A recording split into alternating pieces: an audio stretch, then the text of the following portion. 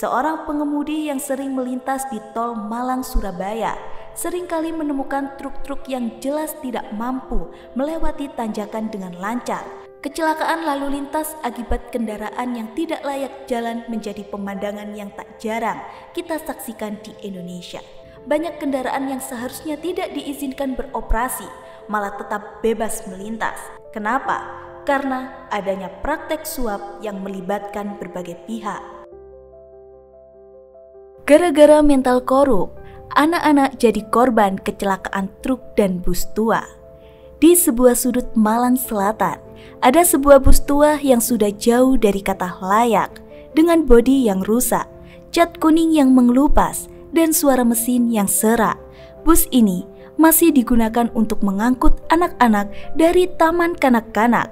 Seperti apa kondisi bus ini? Seharusnya tidak boleh beroperasi, tetapi kenyataannya, ia tetap berfungsi.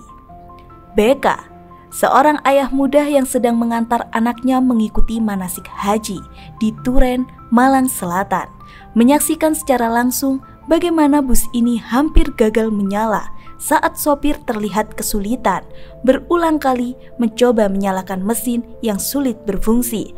Setelah beberapa menit, mesin akhirnya menyala dengan asap yang mengepul dari knalpot.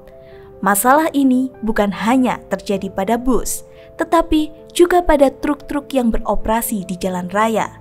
Hendra, seorang pengemudi yang sering melintas di tol Malang-Surabaya, seringkali menemukan truk-truk yang jelas tidak mampu melewati tanjakan dengan lancar.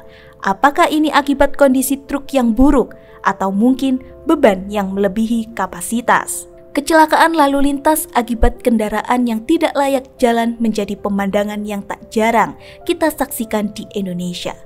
Truk mogok, bus dengan rem blong, atau bahkan yang lebih parah, kecelakaan yang melibatkan kendaraan lain adalah dampak dari kondisi kendaraan yang buruk dan tidak diperhatikan dengan serius.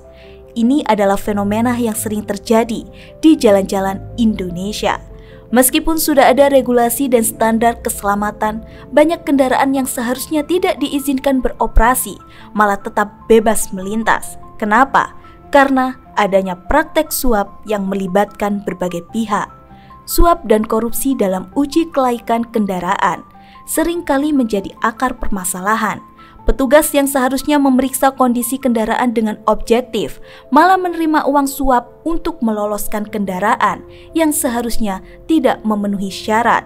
Inilah yang menciptakan celah bagi truk dan bus tua untuk tetap beroperasi, walaupun seharusnya mereka sudah tidak lagi layak digunakan.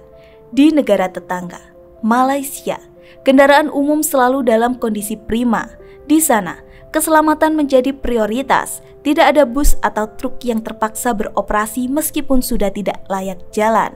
Namun, di Indonesia, masih banyak kendaraan yang tidak layak jalan tetap bisa beroperasi berkat praktik korupsi yang terjadi di berbagai level, di kantor uji kelayakan, Samsat, bahkan di kepolisian. Oknum-oknum yang tidak bertanggung jawab ikut memperburuk situasi. Akibatnya, masyarakat menjadi korban.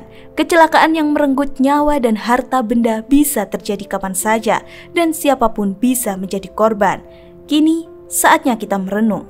Kita harus berani menuntut perubahan agar keselamatan di jalan raya bukan lagi menjadi taruhannya, agar kendaraan yang tidak layak jalan tidak lagi menjadi ancaman bagi nyawa kita.